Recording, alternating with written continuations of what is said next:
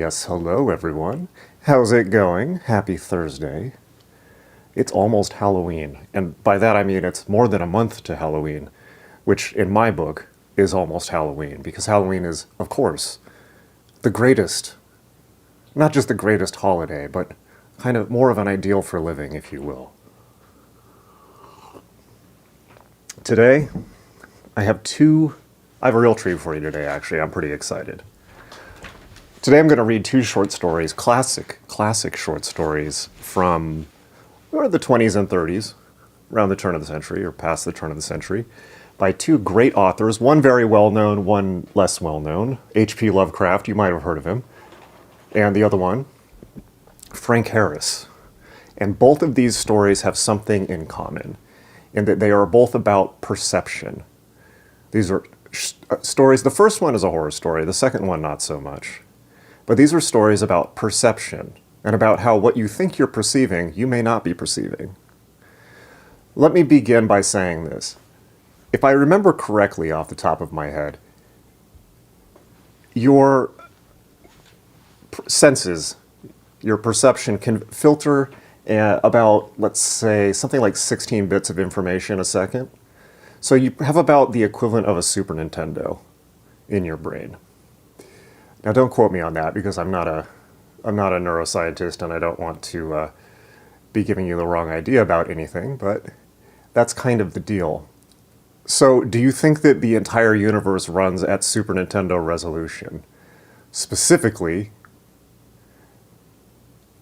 what I mean by that is, do you really think, like for instance, like this, do you really think that you are perceiving all that there is to be perceived all the time? Or are we actually in a vast cosmos that we have literally less than a pinprick of view on? This is pretty much the deal with magic. It's the deal with philosophy. It's the deal with neuroscience.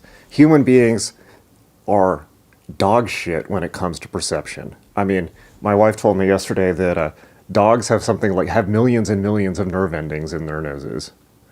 This came up in the course of a discussion about why dogs sniff each other's butts. Apparently dogs' anal glands, this is occult information, put out huge amounts of information that other dogs pick up on, like that dog's health, its place in a pack, its current mood, what it's been eating recently, all kinds of stuff that we have no idea about. So if your dog has way more of an ability to perceive the world, at least when it comes to that sense, than you do, how can you possibly say that you sit at the top of the perceptual chain? God knows. I mean, really, this is one of the core questions of all philosophy. Where are we? We have no idea where the hell we are.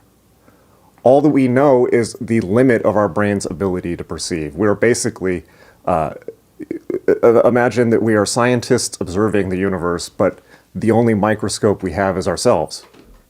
So that means that we are, outside of probably mathematics, it is almost impossible to know anything out that is not just further knowledge about ourselves.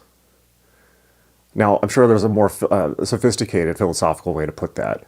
But as Anais Nin said, another great writer from that time period, we don't perceive the world as it is, we perceive the world as we are. So where the hell are we? I mean, consider just the light spectrum. You can't see infrared, you can't see ultraviolet, but they have effects on you. Ultraviolet kills microbes. Can you see it? No. Temple says, yes, humans have 5 million scent receptors, dogs have 220 to 300 million. Oh, and No Engineer 12 says, another great analog, makes me think of Flatland by Edwin Abbott, another excellent book,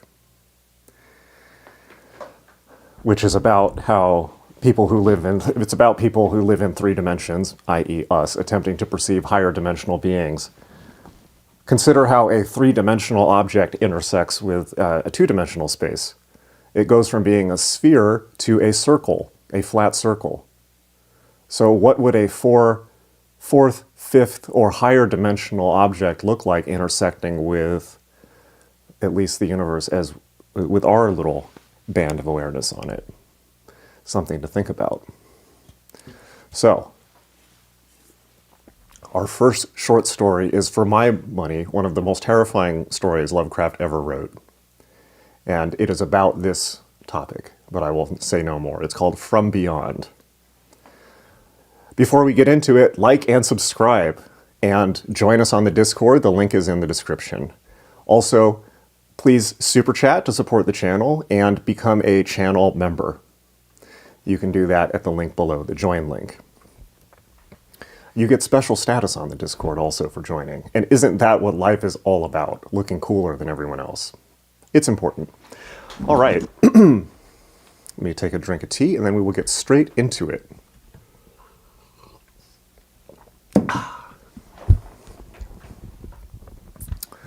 From Beyond by H.P. Lovecraft. Close your eyes if you like, get comfy, and let's get into the Halloween spirit. Horrible beyond conception was the change which had taken place in my best friend, Crawford Tillinghast. I had not seen him since that day, 2 months and a half before, when he had told me toward what goal his physical and metaphysical researches were leading.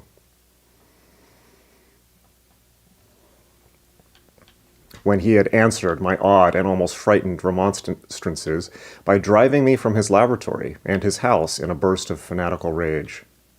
I had known that he now remained mostly shut in the attic laboratory with that accursed electrical machine, eating little and excluding even the servants, but I had not thought that a brief period of 10 weeks could so alter and disfigure any human creature. It is not pleasant to see a stout man suddenly grown thin, and it is even worse when the baggy skin becomes yellowed or grayed, the eyes sunken, circled, and uncannily glowing, the forehead veined and corrugated, and the hands tremulous and twitching. And if added to this there be a repellent unkemptness, a wild disorder of dress, a bushiness of dark hair white at the roots, and an unchecked growth of pure white beard on a face once clean-shaven. You can see I didn't shave today in honor of this story.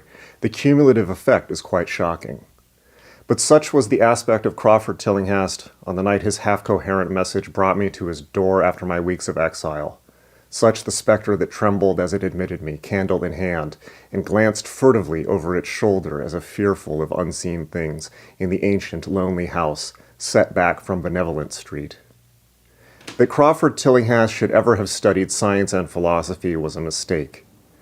These things should be left to the frigid and impersonal investigator, for they offer two equally tragic alternatives to the man of feeling and action: despair if he fail in his quest, and terrors unutterable and unimaginable if he succeed. Tillinghast had once been the prey of failure, solitary and melancholy, but now I knew, with nauseating fears of my own, that he was the prey of success. I had indeed warned him 10 weeks before, when he burst forth with his tale of what he felt himself about to discover. He had been flushed and excited then, talking in a high and unnatural, though always pedantic voice. What do we know, he had said, of the world and the universe about us? Our means of receiving impressions are absurdly few, and our notions of surrounding objects infinitely narrow. We see things only as we are constructed to see them, and can gain no idea of their absolute nature.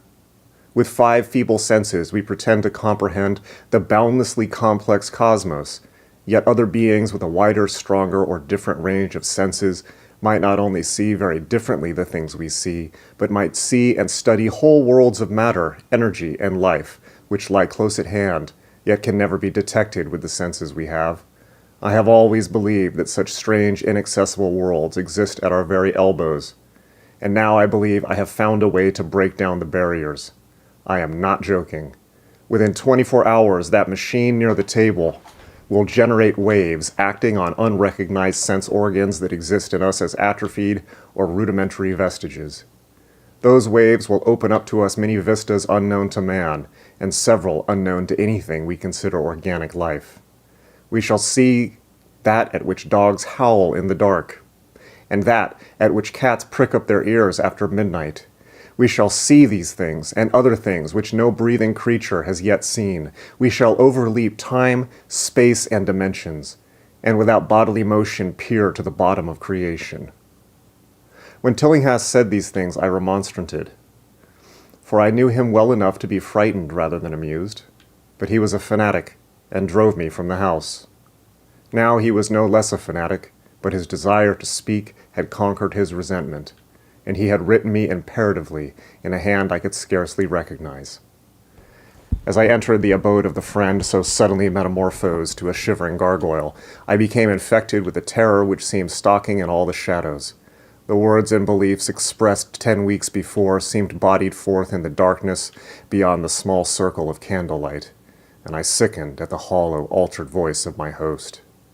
I wished the servants were about, and did not like it when he said they had all left 3 days previously. It seemed strange that old Gregory, at least, should desert his master without telling as tried a friend as I. It was he who had given me all the information I had of Tillinghast after I was repulsed in rage. Yet I soon subordinated all my fears to my growing curiosity and fascination. Just what Crawford Tillinghast now wished of me I could only guess, but that he had some stupendous secret or discovery to impart, I could not doubt. Before I had protested at his unnatural pryings into the unthinkable. Now that he had evidently succeeded to some degree, I almost shared his spirit, terrible though the cost of victory appeared. Up through the dark emptiness of the house I followed the bobbing candle in the hand of this shaking parody on man. The electricity seemed to be turned off, and when I asked my guide, he said it was for a definite reason. It would be too much. I would not dare, he continued to mutter.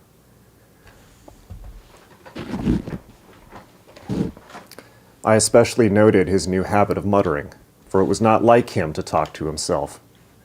We entered the laboratory in the attic, and I observed that detestable electrical machine glowing with a sickly, sinister, violet luminosity. It was connected with a powerful chemical battery, but seemed to be receiving no current, for I recalled that in its experimental stage it had sputtered and purred when in action. In reply to my question, Tillinghast mumbled that this permanent glow was not electrical in any sense that I could understand. He now seated me near the machine so that it was on my right, and turned a switch somewhere below the crowning cluster of glass bulbs. The usual sputtering began, turned to a whine, and terminated in a drone so soft as to suggest a return to silence. Meanwhile, the luminosity increased, waned again, then assumed a pale, outre color or blend of colors which I could neither place nor describe. Tillinghast had been watching me, and noted my puzzled expression. "Do you know what this is?" he whispered. "That is ultraviolet." He chuckled oddly at my surprise. "You thought ultraviolet was invisible, and so it is. But you can see that, and many other invisible things now. Listen to me.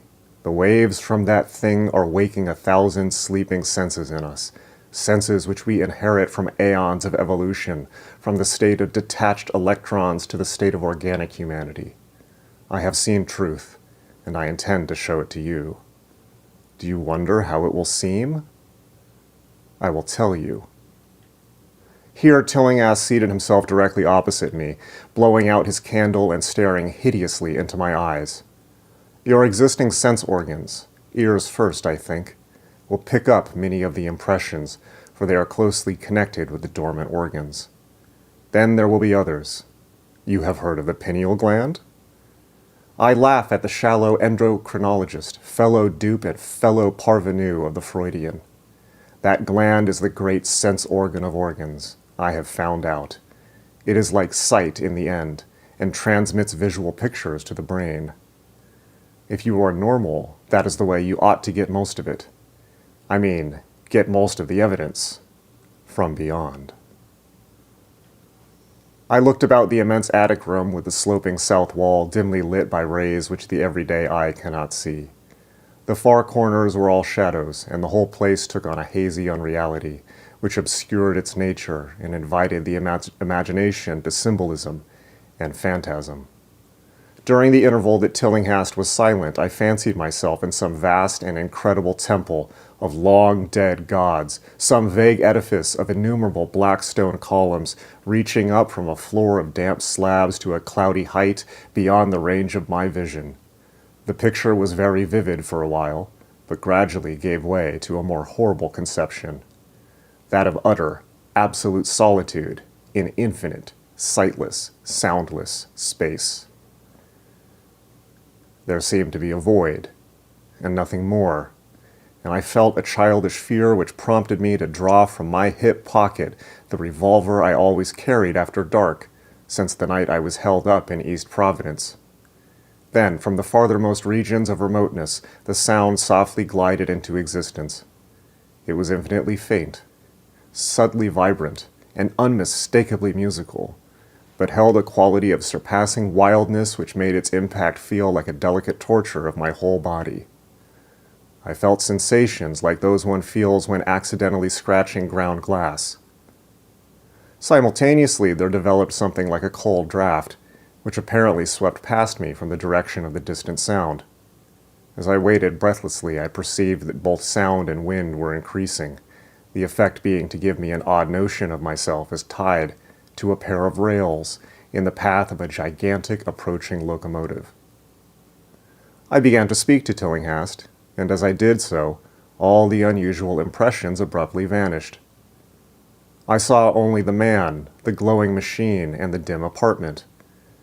Tillinghast was grinning repulsively at the revolver which I had almost unconsciously drawn, but from his expression I was sure he had seen and heard as much as I, if not a great deal more. I whispered what I had experienced, and he bade me to remain as quiet and receptive as possible. "Don't move," he cautioned, "for in these rays we are able to be seen as well as to see." I told you the servants left, but I didn't tell you how. It was that thick-witted housekeeper. She turned on the lights downstairs after I had warned her not to, and the wires picked up sympathetic vibrations. It must have been frightful. I could hear the screams up here in spite of all I was seeing and hearing from another direction, and later it was rather awful to find those empty heaps of clothes around the house. Mrs. Updike's clothes were close to the front hall switch. That's how I know she did it. It got them all. But so long as we don't move, we're fairly safe. Remember, we're dealing with a hideous world in which we are practically helpless. Keep still. The combined shock of the revelation and of the abrupt command gave me a kind of paralysis, and in my terror my mind again opened to the impressions coming from what Tillinghast called beyond. I was now in a vortex of sound and motion, with confused pictures before my eyes. I saw the blurred outlines of the room, but from some point in space there seemed to be pouring a seething column of unrecognizable shapes, or clouds, penetrating the solid roof at a point ahead and to the right of me. Then I glimpsed the temple-like effect again, but this time the pillars reached up into an aerial ocean of light, which sent down one blinding beam along the path of the cloudy column I had seen before. After that, the scene was almost wholly kaleidoscopic, and in the jumble of sights, sounds, and unidentified sense impressions, I felt that I was about to dissolve, or in some way lose the solid form. One definite flash I shall always remember. I seemed for an instant to behold a patch of strange night sky filled with shining, revolving spheres, and as it receded, I saw that the glowing suns formed a constellation or galaxy of settled shape, this shape being the distorted face of Crawford Tillinghast. At another time, I felt the huge animate things brushing past me and occasionally walking or drifting through my supposedly solid body, and thought I saw Tillinghast look at them as though his better-trained senses could catch them visually. I recalled what he had said of the pineal gland, and wondered what he saw with this preternatural eye. Suddenly, I myself became possessed of a kind of augmented sight.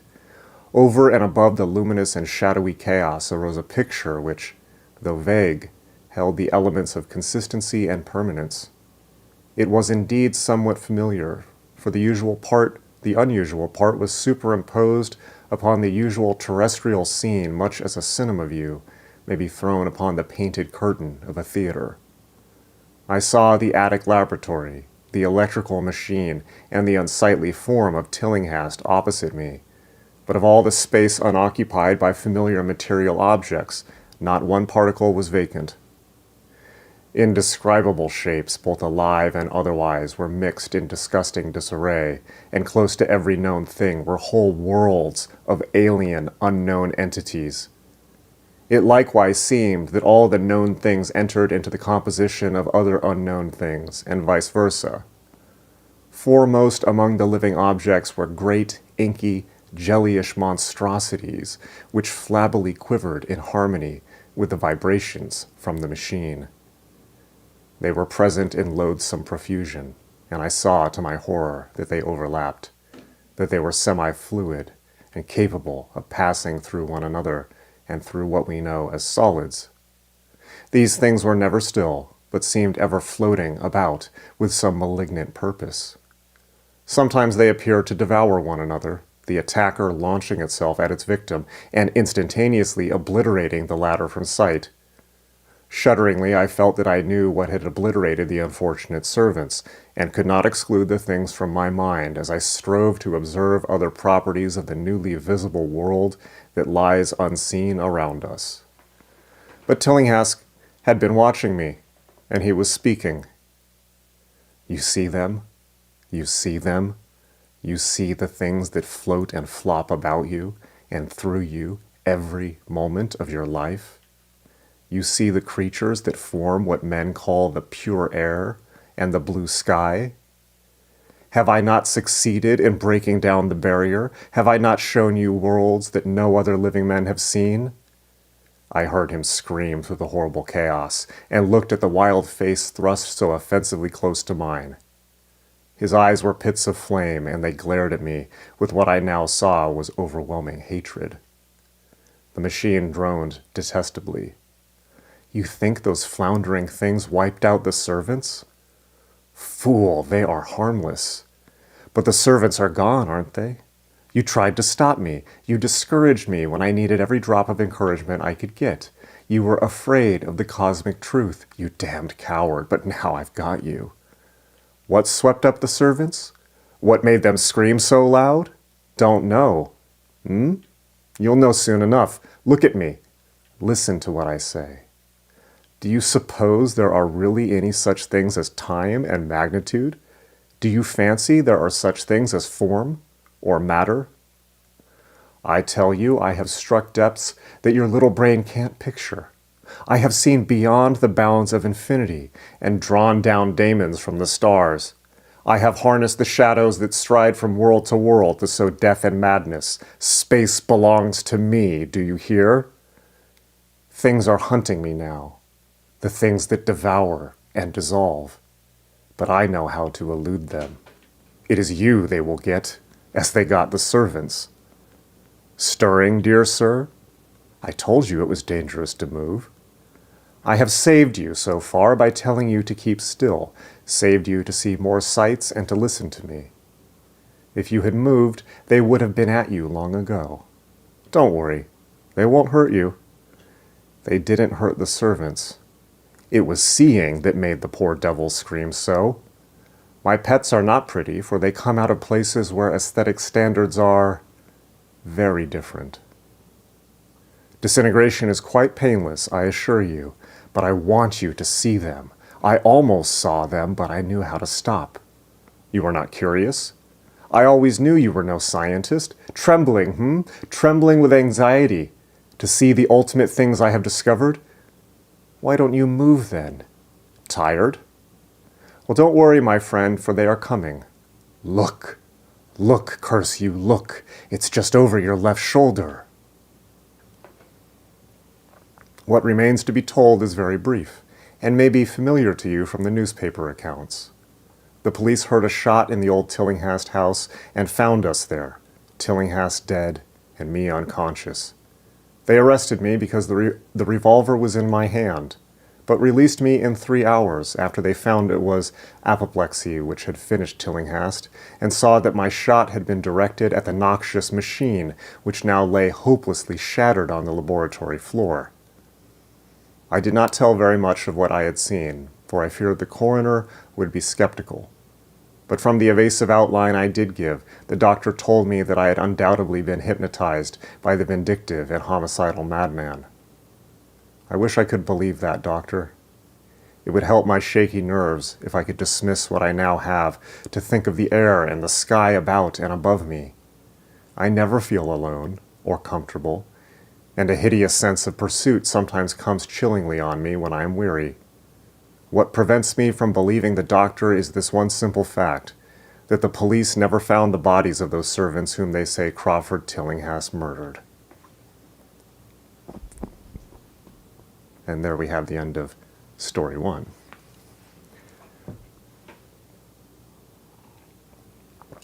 Thoughts, comments, reactions as I take a sip of tea before the next story.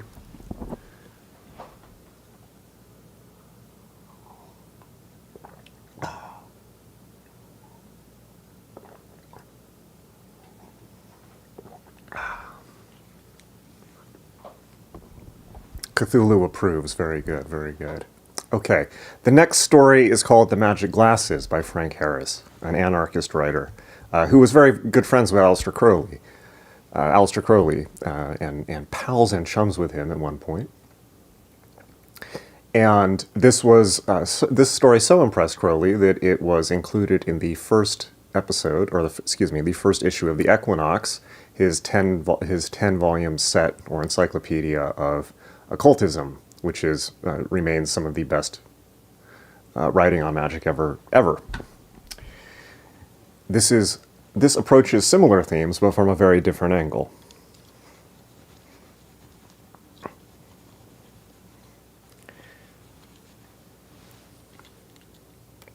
So before I read the next one, make sure to like and subscribe. Join the Discord. And, of course, join the channel and become a supporter. All right.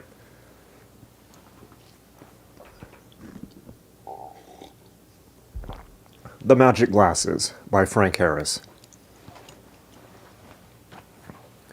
One raw November morning, I left my rooms near the British Museum and turned down Regent Street. It was cold and misty, the air like shredded cotton wool. Before I reached the quadrant, by the way, I should say, the reason that Crowley chose this for the first issue of the Equinox is that he thought it said it was for people who had never heard of magic, excellent in demonstrating what exactly he was talking about. Before I reached the quadrant, the mist thickened to fog with the color of muddied water, and walking became difficult. As I had no particular object in view, I got into talk with a policeman, and by his advice went into the Vine Street Police Court to pass an hour or two before lunch. Inside the court, the atmosphere was comparatively clear, and I took my seat on one of the oak benches with a feeling of vague curiosity. There was a case going on as I entered. An old man who pretended to be an optician had been taken up by the police for obstructing the traffic by selling glasses. His green tray with leathern shoulder straps was on the solicitor's table. The charge of obstruction could not be sustained. The old man had moved on as soon as the police told him to, and the inspector had substituted a charge of fraud on the complaint of a workman and a shopkeeper. A constable had just finished his evidence when I came into the court. He left the box with a self-satisfied air and the muttered remark that the culprit was a rare bad 'un. I glanced about for the supposed criminal and found that he was seated near me on a crossbench in the charge of a sturdy policeman. He did not look like a criminal. He was tall, thin, and badly dressed in a suit of rusty black, which seemed to float about his meager person. His complexion was tallowy white, like the sprouts of potatoes which had been kept a long time in a dark cellar. He seemed about 60 years old. But he had none of the furtive glances of the criminal, none of the uneasiness. His eye rested on mine and passed aside with calm indifference, contemplative and not alarmed. The workman who was produced by the police in support of the charge of fraud amused me. He was a young man, about middle height, and dressed in corduroys, with a rough jacket of dark tweed. He was a bad witness. He hesitated, stopped, and corrected himself, as if he didn't know the meaning of any words except the commonest phrases of everyday use. But he was evidently honest. His brown eyes looked out on the world fairly enough. His faltering came from the fact that he was only half articulate. Disentangled from the mist of inappropriate words, his meaning was sufficiently clear. He had been asked by the accused, whom he persisted in calling the old gentleman, to buy a pair of spectacles. They would show him things truer like than he could see them, and so he went a bob on 'em. Questioned by the magistrate as to whether he could see things more plainly through the glasses, he shook his head. No, about the same. Then came the question, had he been deceived? Apparently he didn't know the meaning of the word deceived. Cheated, the magistrate substituted. No, he hadn't been cheated. Well, disappointed then? No, he couldn't say that. Would he spend another shilling on a similar pair of glasses? No, he would not. 1 bob was enough to lose. When told he might go, he shuffled out of the witness box, and on his way to the door attempted more than once to nod to the accused. Evidently there was no malice in him. The second police witness had fluency and self-possession enough for a lawyer. A middle-aged man, tall, florid, and inclined to be stout. He was overdressed, like a spruce shopman, in black frock coat, gray trousers, and light-colored tie. He talked volubly, with a hot indignation which seemed to match his full red cheeks. If the workman was an undecided and weak witness, Mr. Hallett of High Holborn was a most convinced and determined witness. He had been induced to buy the glasses, he declared, by the old party, who told him that they would show him things exactly as they were, the truth of everything. You'd only have to look through 'em at a man to see whether he was trying to do you or not. That was why he bought them. He was not asked a shilling for them, but a sovereign, and he gave it, 20 shillings.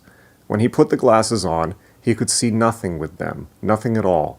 It was a plant. And so he wanted the old party to take him back and return his sovereign. That might have caused the obstruction that the policeman had objected to.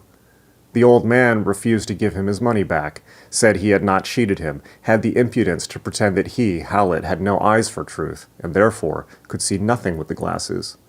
A blamed lie, he called it, and a do, and the old man ought to get 6 months for it. Once or twice the magistrate had to direct the stream of emphatic words. But the accusation was formal and precise. The question now was, how would the magistrate deal with the case? At first sight, Mr. Brown, the magistrate, made a good impression on me. He was getting on in life. The dark hair was growing thin on top and a little gray at the sides. The head was well shaped, the forehead notably broad, the chin and jaw firm. The only unpleasant feature in the face was the hard line of mouth with thin, unsympathetic lips. Mr. Brown was reputed to be a great scholar, and was just the type of man who would have made a pedant, a man of good intellect and thin blood, who would find books and words more interesting than men and deeds. At first, Mr. Brown had seemed to be on the side of the accused. He tried to soften Mr. Hallett's anger. 1 or 2 of his questions, indeed, were pointed and sensible. "You wouldn't take goods back after you'd sold them, would you, Mr. Hallett?" he asked. "Of course I would," replied Mr. Hallett stoutly. I'd take any of my stock back at a 20% reduction. My goods are honest goods, prices marked plain on 'em. But he would not give me 15 shillings back out of my sovereign. Not he meant sticking to it all. The magistrate looked into the body of the court and, addressing the accused, said, "Will you reserve your defense, Mr. Henry?" "Penry, your worship, Matthew Penry," corrected the old man in a quiet, low-pitched voice as he rose to his feet. "If I may say so, the charge of fraud is absurd. Mr. Hallett seems to be angry because I sold 1 pair of glasses for a shilling and another pair to him for a sovereign. But they were not the same glasses, and if they had been, I am surely allowed to ask for my wares what I please." "That is true," interrupted the magistrate. "But he says that you told him he would see the truth through them. I suppose you meant that he would see more truly through them than with his own eyes." "Yes," replied Mr. Penry, with a certain hesitation. "But he did not see more truly through them," continued the magistrate, "or he would not have wanted you to take them back." "No," Mr. Penry acknowledged. "But that is this fault, not the fault of the glasses. That is his fault, not the fault of the glasses. They would show the truth if he had any faculty for seeing it. Glasses are no good to the blind. Come, come, said the magistrate. Now you are beginning to confuse me. You don't really pretend that your glasses will show the truth of things, the reality. You mean that they will improve one's sight, don't you? Yes, replied Mr. Penry, one's sight for truth, for reality. Well, retorted the magistrate, smiling, that seems rather metaphysical than practical, doesn't it? If your spectacles enabled one to discern the truth, I'd buy a pair myself. They might be useful in this court sometimes, and he looked about him with a smile, as if expecting applause. With eager haste, the old man took him at his word, threw open his case, selected a pair of glasses, and passed them to the clerk, who handed them up to Mr. Brown. The magistrate put the glasses on, looked round the court for a minute or two, and then broke out. Dear me! Dear me, how extraordinary! These glasses alter everyone in the court. It's really astonishing. They don't improve the looks of people. On the contrary, a more villainous set of countenances it would be difficult to imagine. If these glasses are to be trusted, men are more like wild animals than human beings, and the worst of all are the solicitors, which means lawyers. Really, a terrible set of faces. But this may be the truth of things. These spectacles do show one more than one's ordinary eyes can perceive. Dear me! Dear me! It is most astonishing, but I feel inclined to accept Mr. Penry's statement about them, and he peered over the spectacles at the court.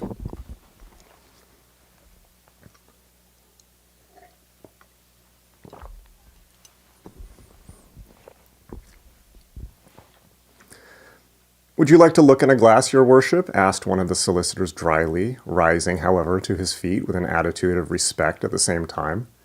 Perhaps that would be the best test. Mr. Brown appeared to be a little surprised, but replied, If I had a glass, I would willingly. Before the words were out of his mouth, his clerk had tripped round the bench, gone into the magistrate's private room, and returned with a small looking-glass, which he handed up to his worship. As Mr. Brown looked in the glass, the smile of expectancy left his face. In a moment or two, he put down the glass gravely, took off the spectacles, and handed them to the clerk, who returned them to Mr. Penry. After a pause, he said shortly, It is well, perhaps, to leave all these matters of fact to a jury. I will accept a small bail, Mr. Penry, he went on, but I think you must be bound over to answer this charge at the sessions. I caught the words, £50 apiece and 2 sureties and his own recognizances in £100. And then Mr. Penry was told by the policeman to go and wait in the body of the court till the required sureties were forthcoming. By chance the old man came and sat beside me, and I was able to examine him closely. His mustache and beard must have been auburn at one time, but now the reddish tinge seemed only to discolor the gray. The beard was thin and long and unkempt, and added to the forlorn untidiness of his appearance. He carried his head bent forward, as if the neck were too weak to support it. He seemed feeble and old and neglected. He caught me looking at him, and I noticed that his eyes were a clear blue, as if he were younger than I had thought. His gentle, scholarly manner and refined voice had won my sympathy, and when our eyes met, I introduced myself and told him I should be glad to be one of his sureties, if that would save him time or trouble. He thanked me with a sort of detached courtesy. He would gladly accept my offer. You stated your case, I remarked, so that you confused the magistrate. You almost said that your glasses were magic glasses, I went on, smiling and hesitating, because I did not wish to offend him, and yet hardly knew how to convey the impression his words had left upon me. Magic glasses, he repeated gravely, as if weighing the words. Yes, you might call them magic glasses. To say that I was astonished only gives a faint idea of my surprise and wonder. Surely you don't mean that they show things as they are, I asked, the truth of things? That is what I mean, he replied quietly. Then they are not ordinary glasses? I remarked inanely. No, he repeated gravely, not ordinary glasses. He had a curious trick, I noticed. noticed, of peering at one very intently with narrowed eyes, and then blinking rapidly several times in succession, as if the strain were too great to be borne. He had made me extremely curious, and yet I did not like to ask outright to be allowed to try a pair of his glasses, so I went on with my questions. But if they showed truth, how was it that Mr. Hallett could see nothing through them? Simply because he has no sense of reality. He has killed the innate faculty for truth. It was probably at no time very great, went on this strange merchant, smiling, but his trader's habits have utterly destroyed it. He has so steeped himself in lies that he is now blind to the truth, incapable of perceiving it. The workman, you remember, could see fairly well through his spectacles. Yes, I replied, laughing, and the magistrate evidently saw a good deal more through his than he cared to acknowledge. The old man laughed too, in an ingenuous, youthful way that I found charming. At last, I got to the Rubicon. "Would you let me buy a pair of your glasses?" I asked. "I shall be delighted to give you a pair, if you will accept them," he replied with eager courtesy. "My surety ought certainly to have a pair." And then he peered at me in his curious, intent way. A moment later he turned round and, opening his tray, picked out a pair of spectacles and handed them to me.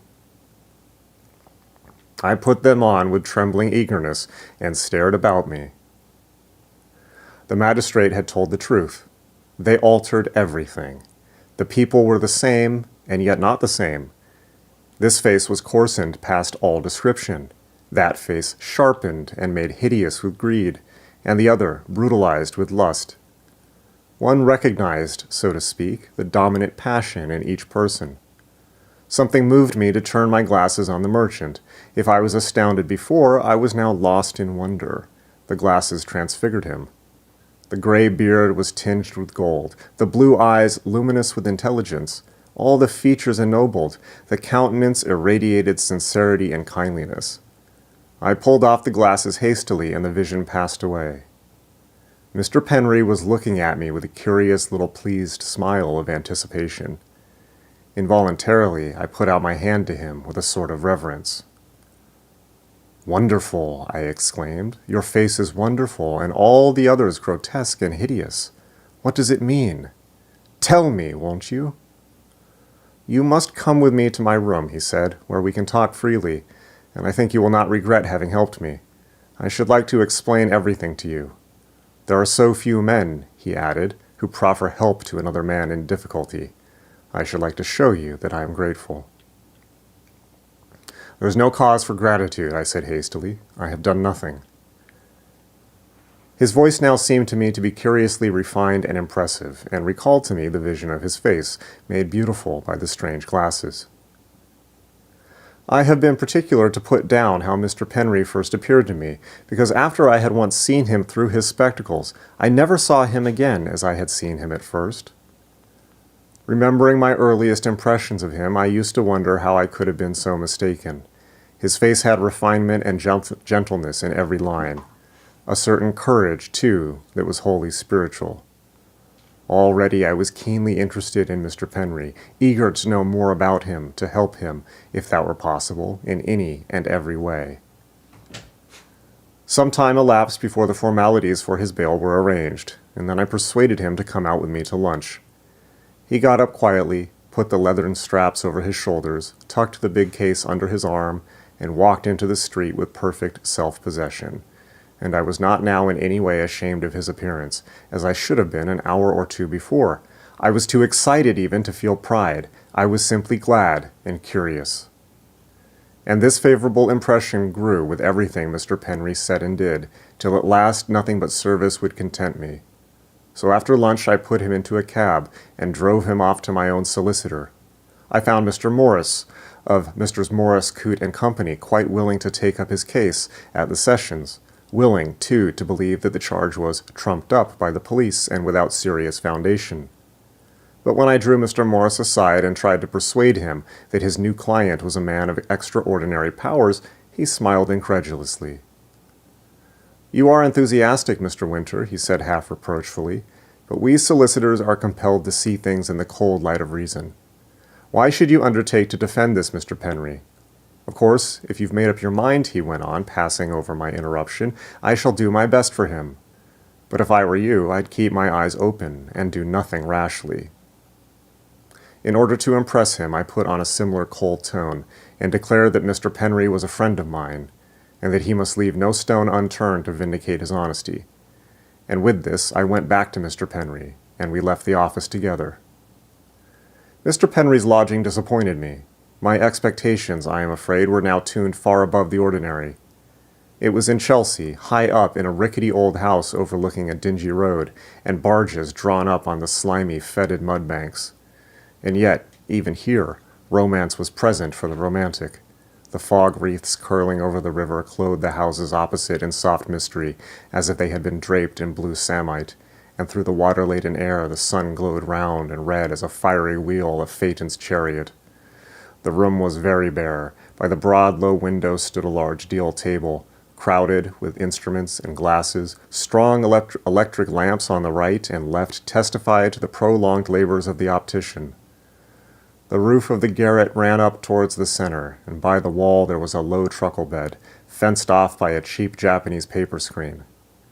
The whole of the wall between the bed and the window was furnished with pine shelves, filled with books. Everything was neat, but the room seemed friendless and cold in the thick, damp air.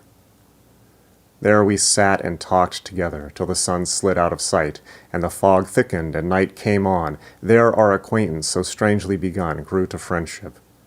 Before we went to dinner, the old man had shown me the portraits of his 2 daughters and a little miniature of his wife, who had died 15 years before.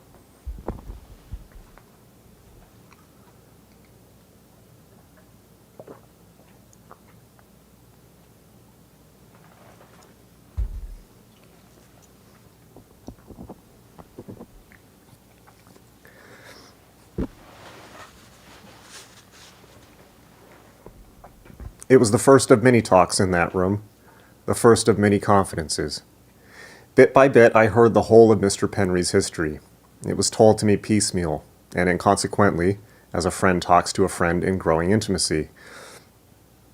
And, if I now let Mr. Penry tell his tale in regular sequence and at one stretch, it is mainly in order to spare the reader the tedium of interrupted narration and needless repetitions.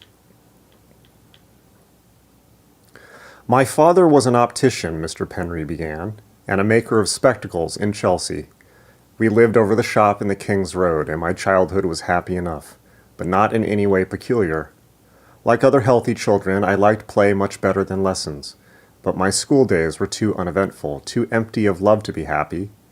My mother died when I was too young to know or regret her, and my father was kind in spite of his precise puritanical ways. I was the only boy, which perhaps made him kinder to me, and very much younger than my 2 sisters, who were grown up when I was in short clothes and who married and left my father's house before I'd got to know them, or to feel much affection for them. When I was about 16, my father took me from school and began teaching me his own trade.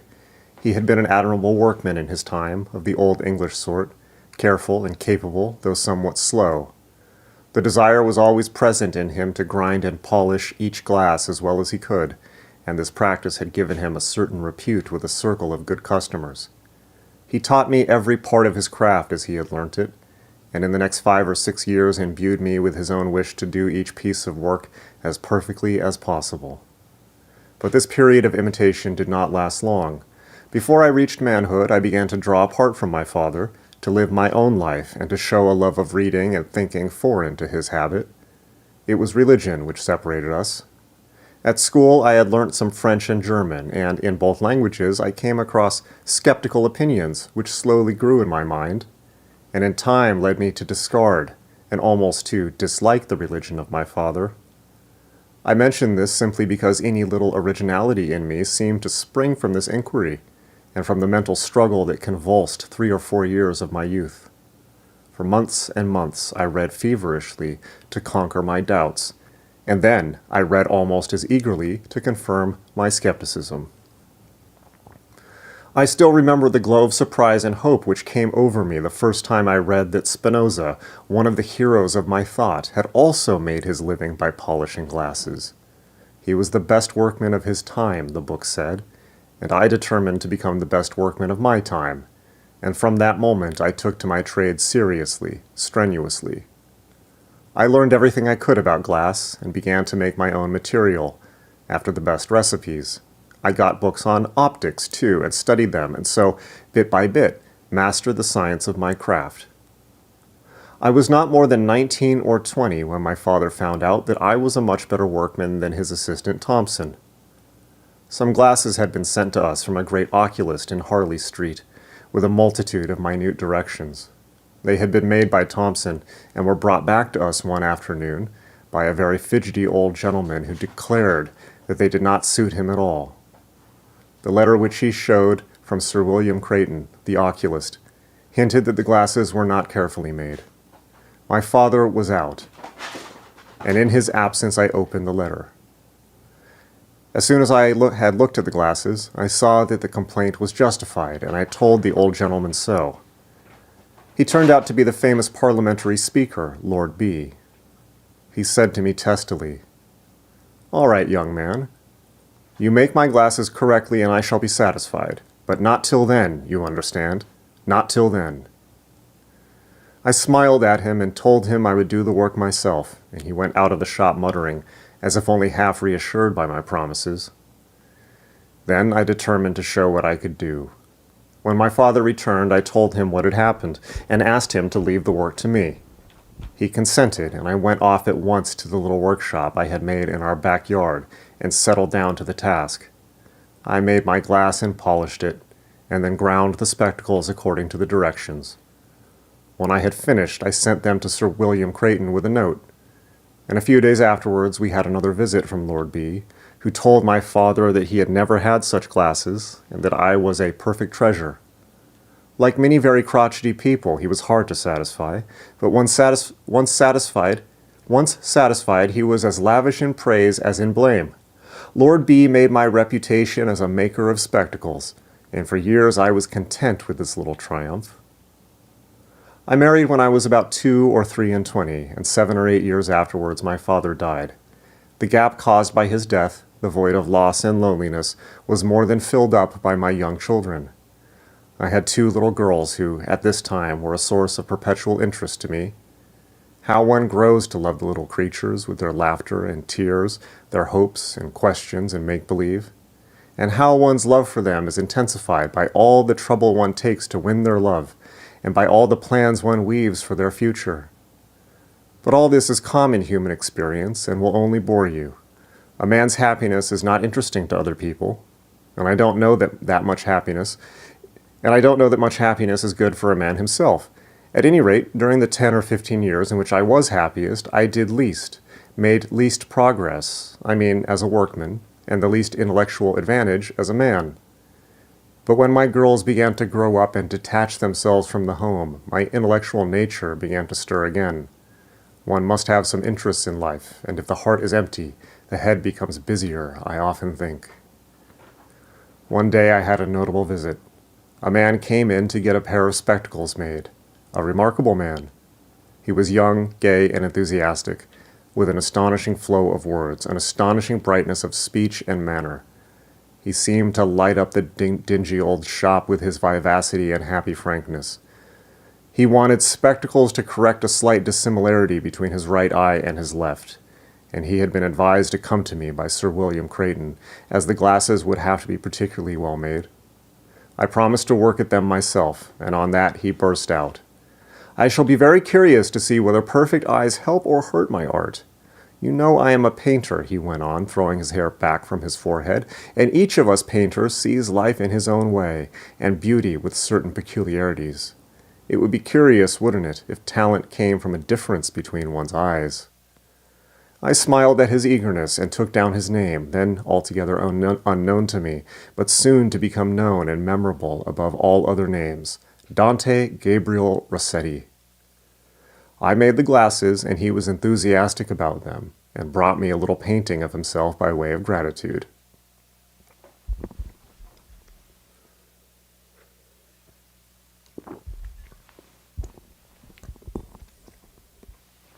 "There it is," said Penry, pointing to a little panel that hung by his bedside, the likeness of an extraordinary man, a genius if ever there was one. I don't know why he took to me, except that I admired him intensely. My shop, too, was near his house in Chelsea, and he used often to drop in and pass an hour in my back parlor and talk, such talk as I had never heard before, and have never heard since. His words were food and drink to me, and more than that.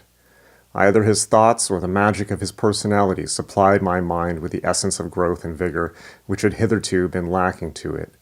In a very real sense, Rossetti became my spiritual father. He taught me things about art that I'd never imagined, opened to me a new heaven and a new earth, and above all showed me that my craft, too, had artistic possibilities in it that I had never dreamed of before. I shall never forget the moment when he first planted the seed in me that has grown and grown till it has filled my life. It was in my parlor behind the shop. He had been talking in his eager, vivid way, pouring out truths and thoughts, epigrams and poetry, as a great jeweler sometimes pours gems from hand to hand.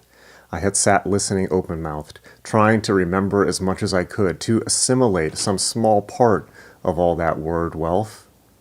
He suddenly stopped, and we smoked on for a few minutes in silence. Then he broke out again. "Do you know, my solemn friend," he said abruptly, "that I struck an idea the other day which might suit you? I was reading one of Walter Scott's novels. That romantic stuff of his amuses me, you know, though it isn't as deep as the sea. Well, I found out that about 100 years ago a man like you made what they call Claude glasses. I suppose they were merely rose-tinted," he laughed, "but at any rate they were supposed to make everything beautiful in a Claude-like way. Now why shouldn't you make such glasses? It would do Englishmen a lot of good to see things rose-tinted for a while. Then, too, you might make Rossetti glasses," he went on, laughingly, "and if these dull Saxons could only get a glimpse of the passion that possesses him, it would wake them up, I know. Why not go to work, my friend, at something worth doing? Do you know," he continued seriously, "there might be something in it. I don't believe, if I had had your glasses at the beginning, I should ever have been the artist I am. I mean," he said, talking half to himself, "if my eyes had been all right from the beginning, I might perhaps have been contented with what I saw. But as my eyes were imperfect, I tried to see things as my soul saw them, and so invented looks and gestures that the real world would never have given me." "I scarcely understood what he meant," said Mr. Penry, "but his words dwelt with me. The ground had been prepared for them. He had prepared it, and at once they took root in me and began to grow. I could not get the idea of the Claude glasses and the Rossetti glasses out of my head, and at last I advertised for a pair of those old Claude glasses, and in a month or so a pair turned up. You may imagine that while I was waiting, time hung heavy on my hands. I longed to be at work. I wanted to realize the idea that had come to me while Rossetti was talking. During my acquaintance with him, I had been to his studio a dozen times, and had got to know and admire that type of woman's beauty which is now connected with his name, the woman, I mean, with swan-like throat and languid air and heavy-lidded eyes, who conveys to all of us now something of Rossetti's insatiable passion. One second.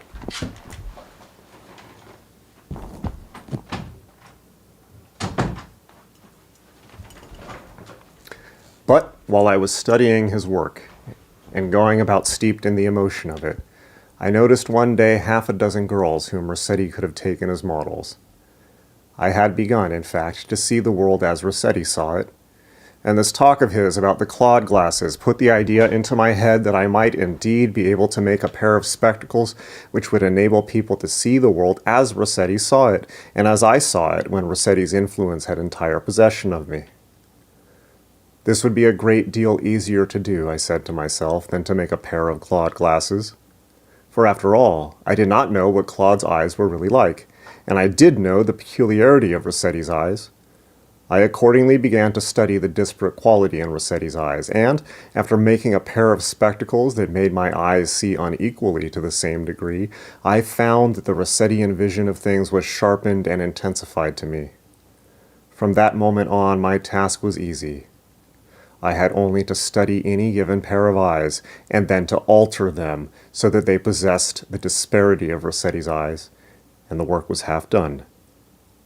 I found, too, that I could increase this disparity a little, and in proportion as I increased it, I increased also the peculiarity of what I called the Rossettian view of things. But if I made the disparity too great, everything became blurred again. My researches had reached this point when the pair of old clawed glasses came into my hands. I saw at a glance that the optician of the 18th century had no knowledge of my work. He had contented himself, as Rossetti had guessed, with coloring the glasses very delicately and in several tints. In fact, he had studied the color peculiarities of the eye as I had studied its form peculiarities. With this hint, I completed my work. It took me only a few days to learn that Rossetti's view of color was just as limited, or, I should say, just as peculiar as his view of form. And when I once understood the peculiarities of his color sight, I could reproduce them as easily as I could reproduce the peculiarities of his vision of form. I then set to work to get both these peculiarities into half a dozen different sets of glasses. The work took me some 6 or 8 months, and when I had done my best, I sent a little note round to Rossetti and awaited his coming with painful eagerness, hope and fear swaying me in turn. When he came, I gave him a pair of the spectacles, and, when he put them on and looked out into the street, I watched him. He was surprised that I could see, and more than a little puzzled. While he sat thinking, I explained to him what the old clawed glasses were like, and how I had developed his suggestion into this present discovery. "You are an artist, my friend," he cried at last, "and a new kind of artist. If you can make people see the world as Claude saw it, and as I see it, you can go on to make them see it as Rembrandt saw it, and Velasquez. You can make the dullards understand life as the greatest have understood it." "But that is impossible," he added, his face falling. "That is only a dream. You have got my real eyes, therefore you can force others to see as I see, but you have not the real eyes of Rembrandt, or Velasquez, or Titian. You have not the physical key to the souls of the great masters of the past, and so your work can only apply to the present and to the future." "But that is enough, and more than enough," he added quickly. "Go on. There are Millet's eyes to get to, and Corot's in France, and half a dozen others, and glad I shall be to put you on the scent. You will do wonderful things, my friend, wonderful things." I was mightily uplifted by his praise, and heart-glad, too, in my own way, but resolved at the same time not to give up the idea of making Velasquez glasses and Rembrandt glasses, for I had come to know and to admire these masters through Rossetti's talk. He was always referring to them, quoting them, so to say, and for a long time past I had accustomed myself to spend a couple afternoons each week in our National Gallery in order to get some knowledge of the men who were the companions of his spirit. For nearly a year after this, I spent every hour of my spare time studying in the National, and at last it seemed to me that I had got Titian's range of color quite as exactly as the old glasses had got Claude's. But it was extraordinarily difficult to get his vision of form. However, I was determined to succeed, and with infinite patience and after numberless attempts, success began slowly to come to me. To cut a long story short, I was able, in 8 or 10 years, to construct these 4 or 5 different sorts of glasses. Claude glasses, and Rossetti glasses, of course, and also Titian glasses, Velasquez glasses, and Rembrandt glasses, and again my mind came to anchor in the work accomplished. Not that I stopped thinking altogether, but that for some time my thoughts took no new flight, but hovered round and about the known. As soon as I had made the first pair of Rossetti glasses, I began to teach my assistant, Williams, how to make them too, in order to put them before the public. We soon got a large sale for them. Chelsea, old Chelsea, I mean, is almost peopled with artists, and many of them came about me and began to make my shop a rendezvous, where they met and brought their friends and talked, for Rossetti had a certain following, even in his own lifetime. But my real success came with the Titian glasses. The great Venetian's romantic view of life and beauty seemed to exercise an irresistible seduction upon everyone, and the trade in his glasses soon became important. My home life at this time was not as happy as it had been. In those long years of endless experiment, my daughters had grown up and married, and my wife, I suppose, widowed of her children, wanted more of my time and attention, just when I was taken away by my new work and began to give her less. She used to complain at first, but when she saw that complaints did not alter me, she retired into herself, as it were, and I saw less and less of her. And then, when my work was done and my new trade established, my shop, as I have told you, became the rendezvous for artists, and I grew interested in the frank, bright faces and the youthful, eager voice, and renewed my youth in the company of the young painters and writers who used to seek me out. Suddenly, I awoke to the fact that my wife was ill, very ill, and almost before I had fully realized how weak she was, she died. The loss was greater than I would have believed possible. She was gentle and kind, and I missed her every day and every hour.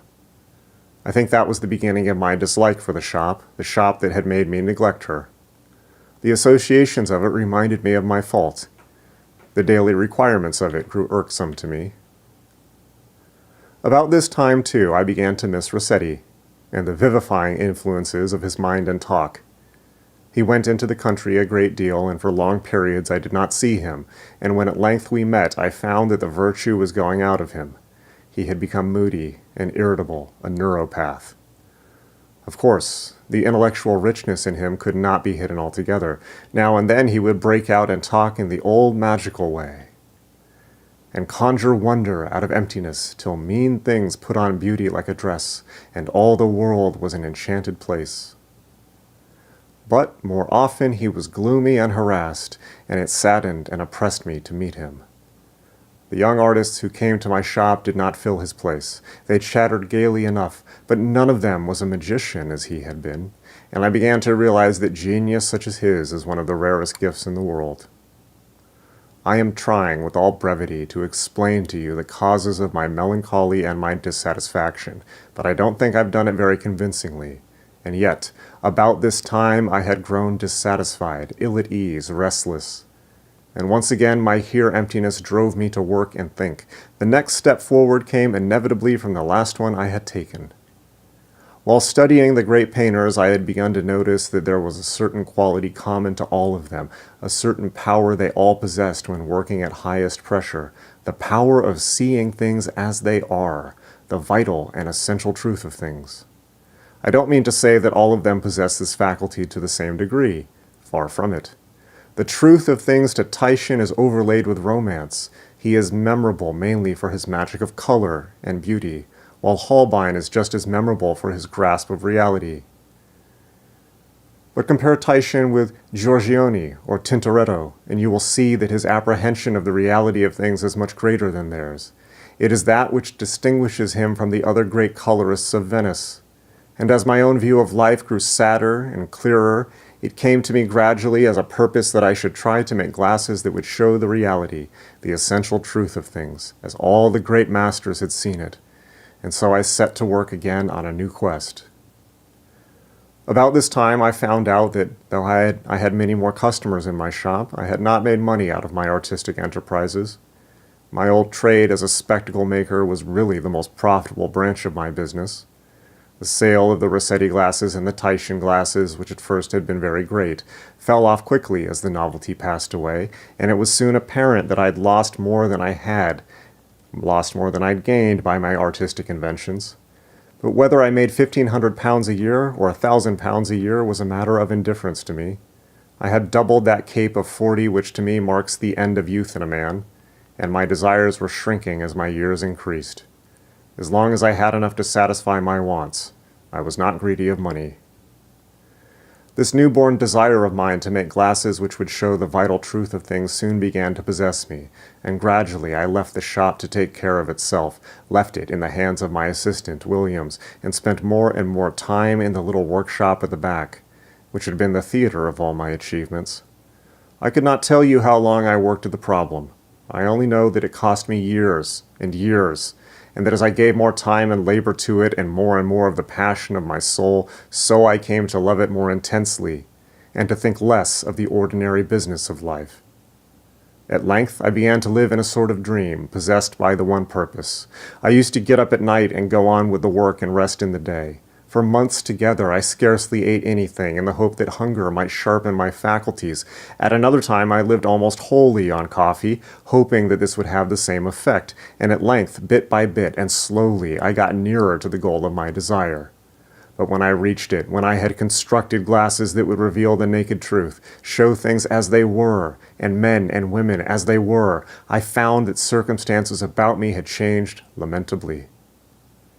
In the midst of my work, I had known without realizing it that Williams had left me and started a shop opposite with the object of selling the artistic glasses, of which he declared himself the inventor. But I paid no attention to this at the time, and when, 2 or 3 years afterwards, I awoke again to the ordinary facts of life, I found that my business had almost deserted me. I'm not sure, but I think it was a notice to pay some debts which I hadn't the money to pay that first recalled me completely to the realities of everyday life. What irony there is in the world. Here was I, who had been laboring for years and years, with the one object of making men see things as they are and men and women as they are, persecuted now and undone by the same reality which I was trying to reveal. My latest invention, too, was a commercial failure. The new glasses did not sell at all. 9 people out of 10 in England are truth-blind and could make nothing of the glasses, and the small minority who have the sense of real things kept complaining that the view of life which my glasses showed them was not pleasant. As if that were any fault of mine. Williams, too, my assistant, did me a great deal of harm. He devoted himself merely to selling my spectacles, and the tradesman succeeded where the artist and thinker starved. As soon as he found out what my new glasses were, he began to treat me contemptuously, talked of me at times as a sort of half-madman whose brain was turned by the importance given to his inventions, and at other times declared that I had never invented anything at all, for the idea of the artistic glasses had been suggested by Rossetti. The young painters who frequented his shop took pleasure in spreading this legend and attributing to Rossetti what Rossetti would have been the first to disclaim. I found myself abandoned, and hours used to pass without anyone coming into my shop. The worst of it was that when chance gave me a customer, I soon lost him. The new glasses pleased no one. At this point, I suppose, if I'd been gifted with ordinary prudence, I should have begun to retrace my steps. But either we grow more obstinate as we grow older, or else the soul's passion grows by the sacrifices we make for it. Whatever the motives of my obstinacy may have been, the disappointment, the humiliation I went through seemed only to nerve me to a higher resolution. I knew I had done good work, and the disdain shown to me drove me in upon myself and my own thoughts.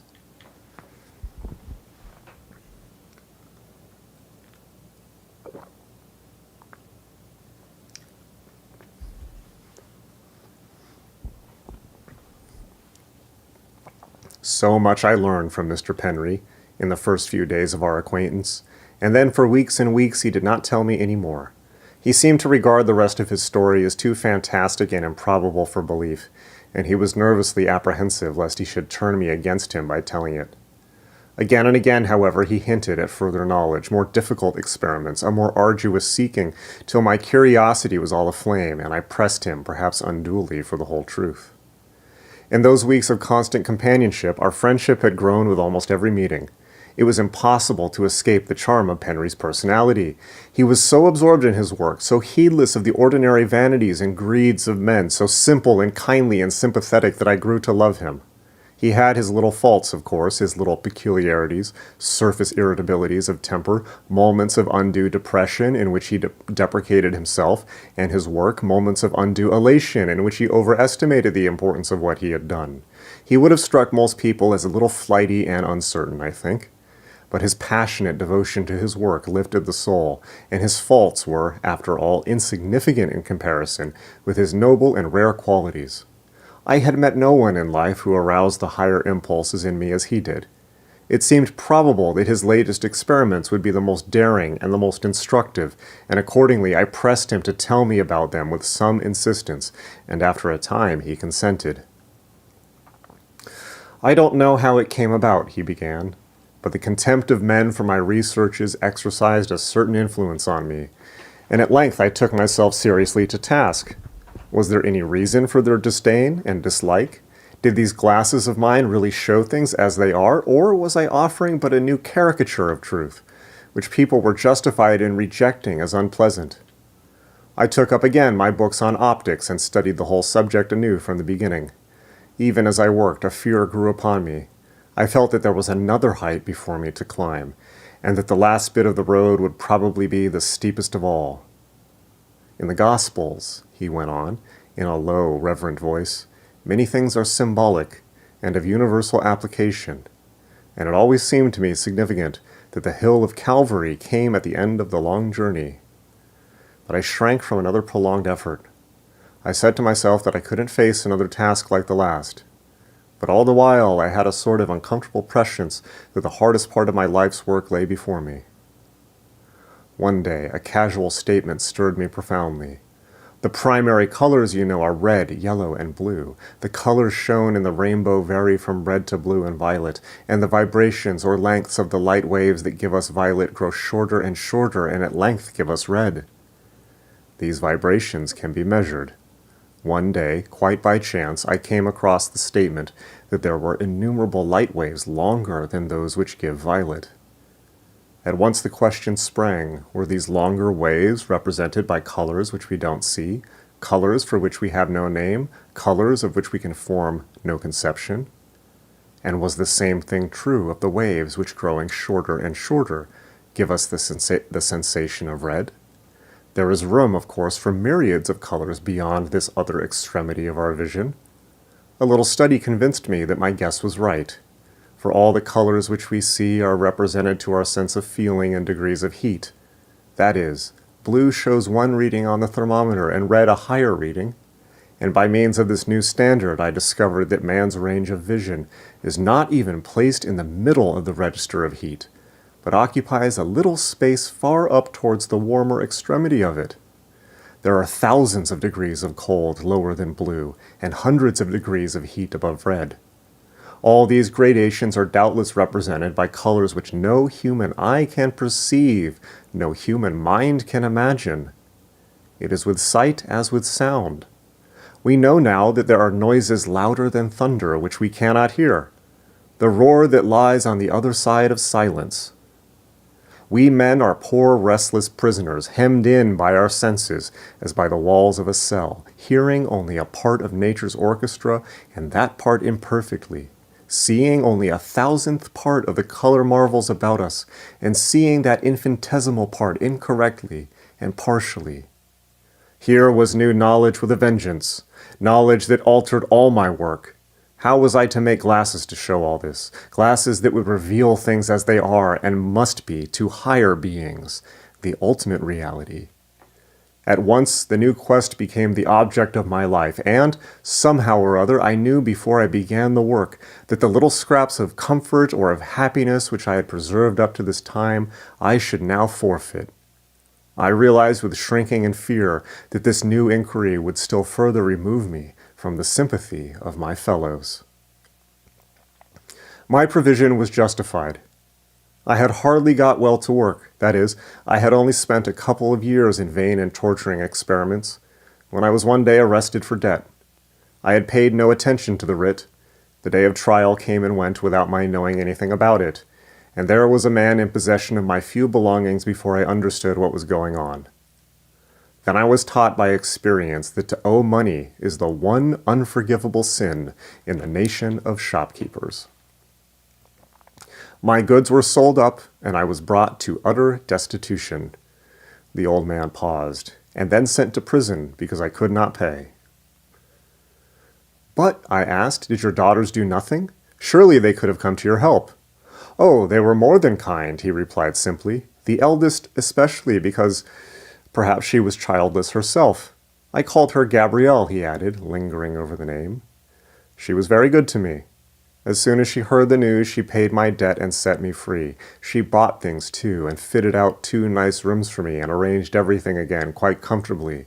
But you see, he went on with a timid, depreciating smile, I tired out even her patience. I could not work at anything that brought in money, and I was continually spending money for my researches. The nice furniture went first, the pretty tables and chairs, and then the bed. I should have wearied an angel. Again and again, Gabrielle brought me furniture and made me tidy and comfortable, as she said, and again, like a spendthrift boy, I threw it all away. How could I think of tables and chairs when I was giving my life to my work?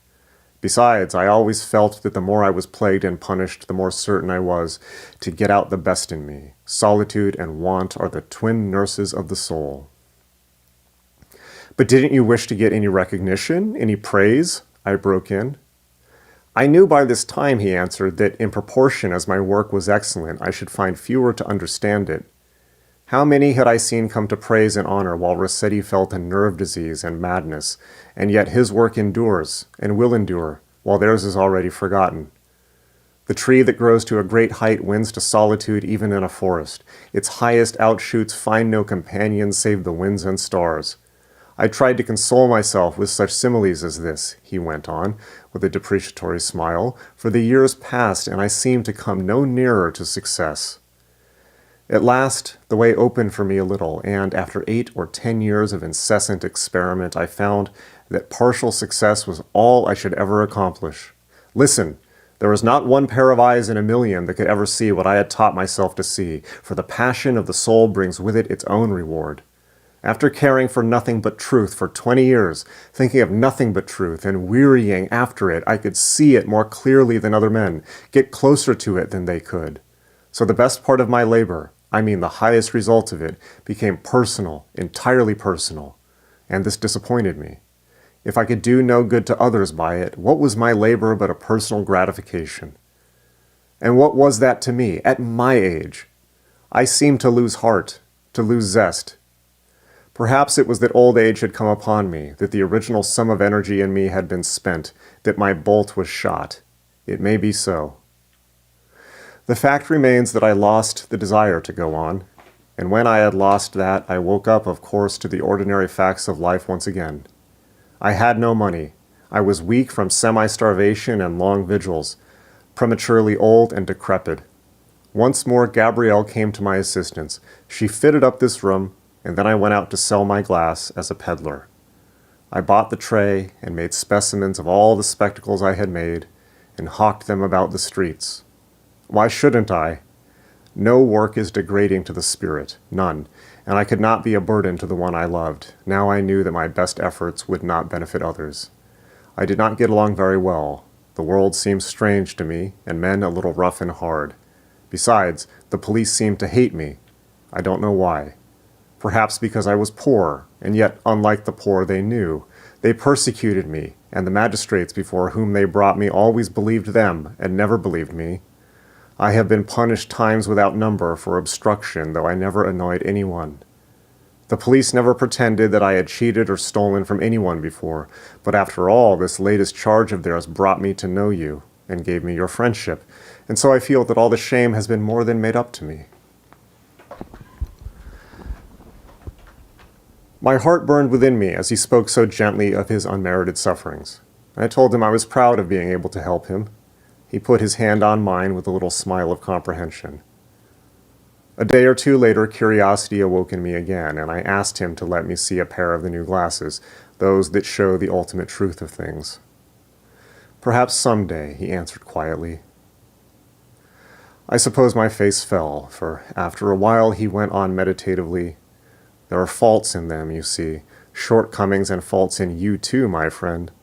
Believe me, if I were sure that they would cheer or help you in life, I would let you use them quickly enough. But I'm beginning to doubt their efficacy. Perhaps the truth of things is not for man.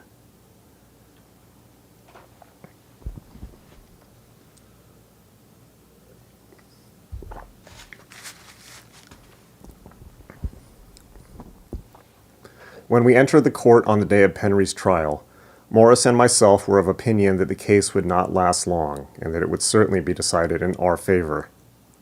The only person who seemed at all doubtful of the issue was Penry himself.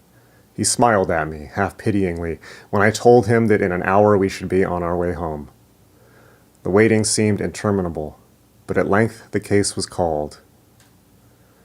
The counsel for the prosecution got up and talked perfunctorily for 5 minutes with a sort of careless unconcern that seemed to me callous and unfeeling.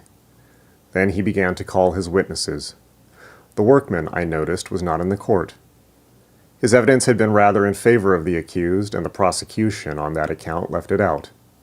But Mr. Allett, as he called himself, of I. Olburn, was even more voluble and vindictive than he had been at the police court. He had had time to strengthen his evidence, too, to make it more bitter and more telling, and he had used his leisure malignantly.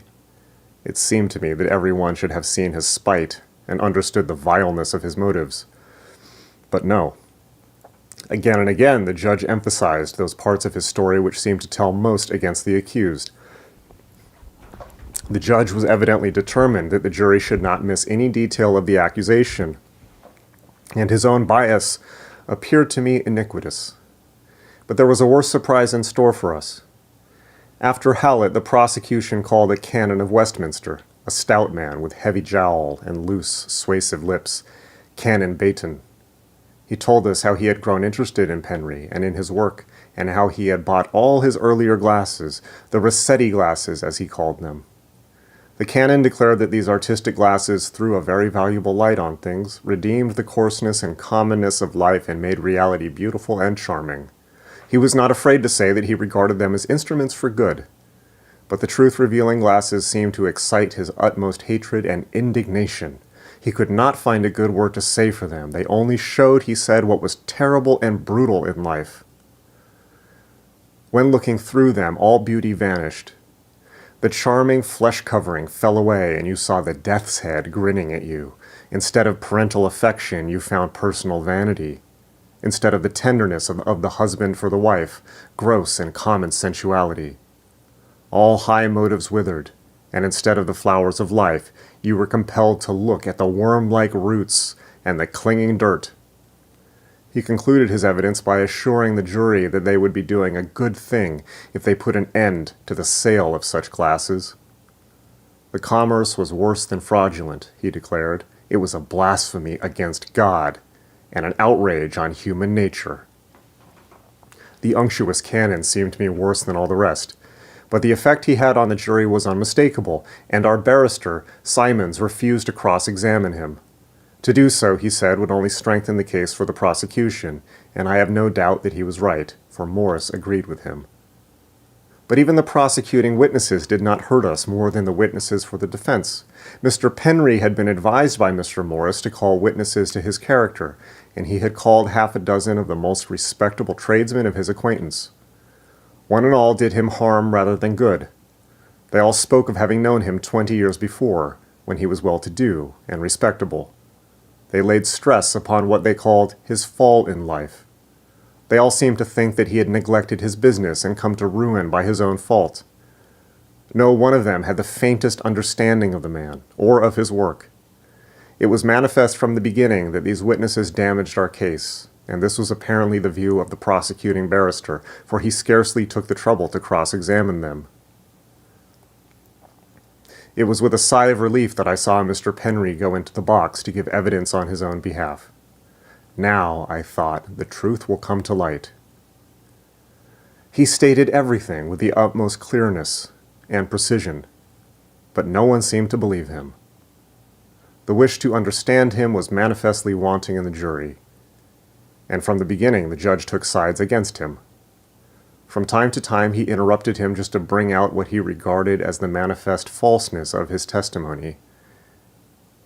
"You say that these glasses show truth," he said. "Who wants to see truth?" "Very few," was Penry's reply. "Why, then, did you make the glasses," went on the judge, "if you knew that they would disappoint people?" "I thought it my duty to," replied Penry. "Your duty to disappoint and anger people?" retorted the judge. "A strange view to take of duty. And you got money for this unpleasant duty, didn't you?" "A little," was Penry's reply. "Yes, but still you got money," persisted the judge. "You persuaded people to buy your glasses, knowing that they would be disappointed in them, and you induced them to give you money for the disappointment. Have you anything else to urge in your defense?" I was at my wit's end. I scarcely knew how to keep quiet in my seat. It seemed to me so easy to see the truth. But even Penry seemed indifferent to the result, indifferent to a degree that I could scarcely explain or excuse. This last question, however, of the judge aroused him. As the harsh, contemptuous words fell upon the ear, he leaned forward and, selecting a pair of spectacles, put them on and peered round the court. I noticed that he was slightly flushed. In a moment or two, he took the glasses off and turned to the judge. "My lord," he said, "you seem determined to condemn me. But if you do condemn me, I want you to do it with some understanding of the facts. I have told you that there are very few persons in this country who have any faculty for truth, and that the few who have usually have ruined their power before they reach manhood. You scoff and sneer at what I say, but still it remains the simple truth. I looked round the court just now to see if there was anyone here young enough, ingenuous enough, pure enough to give evidence on my behalf. I find that there is no one in the court to whom I can appeal with any hope of success. But, my lord, in the room behind this court there is a child sitting, a girl with fair hair, probably your lordship's daughter. Allow me to call her as a witness, allow her to test the glasses, and say what she sees through them, and then you will find that these glasses do alter and change things in a surprising way to those who can use them." "I don't know how you knew it," broke in the judge, "but my daughter is in my room waiting for me, and what you say seems to have some sense in it. But it is entirely unusual to call a child, and I don't know that I have any right to allow it. Still, I don't want you to feel that you have not had every opportunity of clearing yourself, so, if the jury consent, I'm quite willing that they should hear what this new witness may have to say."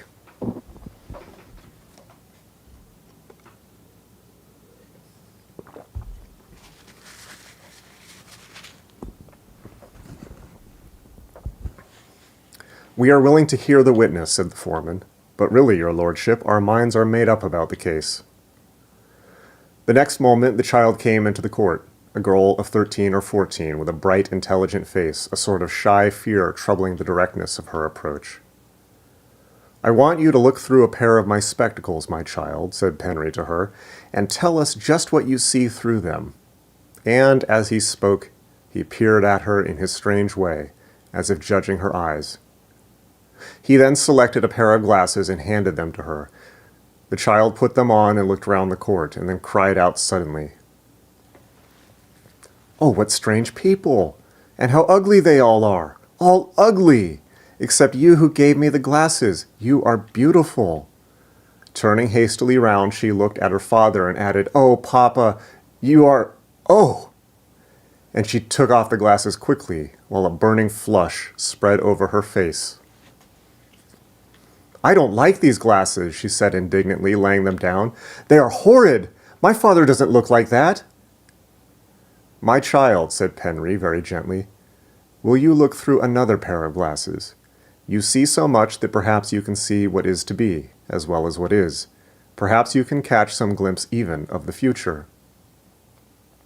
He selected another pair and handed them to the child. There was a hush of expectancy in the court. People who had scoffed at Penry before and smiled contempt now leaned forward to hear, as if something extraordinary were about to happen. All eyes were riveted on the little girl's face, every ear strained to hear what she would say. Round and round the court she looked through the strange glasses and then began to speak in a sort of frightened monotone. "I see nothing," she said. "I mean, there's no court and no people, only great white blocks, a sort of bluey white. Is it ice? There are no trees, no animals, all is cold and white. It is ice. There is no living creature, no grass, no flowers. Nothing moves. It's all cold, all dead." In a frightened voice, she added, "Is that the future?" Penry leaned towards her eagerly. "Look at the light, child," he said. "Follow the light up and tell us what you see." Again, a strange hush. I heard my heart thumping while the child looked about her. Then, pulling off the glasses, she said peevishly, "I can't see anything more. It hurts my eyes." Death in prison. Matthew Penry, whose trial for fraud and condemnation will probably still be remembered by our readers because of the very impressive evidence for the prosecution given by Canon Bayton of Westminster, died, we understand, in Wandsworth Prison yesterday morning from syncope. Extract from the Times, January 3rd, 1900. Frank Harris. And there you have it. Well, I just wanted to say thank you to everyone who threw in super chats and subscribed. Very, very appreciated. Thank you, Jacobus. Very appreciated. Thank you, Frauder RC. As usual, thank you. Very much appreciated. And thank you to everyone who listened with open eyes and open ears to these two very deep, I think, occult stories, likely by two writers who may or may not have known anything about each other, Frank Harris and H.P. Lovecraft. All right. If you liked this format, if you liked hearing stories, please let me know in the comments, not in the chat, but in the comments below the video. Obviously, you know, I'm still trying out all kinds of different formats of things to stream. So if you like this, if you like the format, let me know in the comments. If you don't like it, you can let me know too. But I think that was, I enjoyed that, reading that to you. So thank you for listening. Of course, like, subscribe. The link to join the Discord, which I did see people asking about, is in the description of the video if you need it. And of course, make sure you sign up for the free meditation, which will help you see with brand new perception at start.magick.me, which is also in the link in the Discord, in the links in the description. Everything that you need to get more involved in Magick.me is in the description, as mentioned, so go click all those links. You will find miraculous things at the other end of all of them. Thank you very much, Patchwork, and thank you to you all. Have a great night.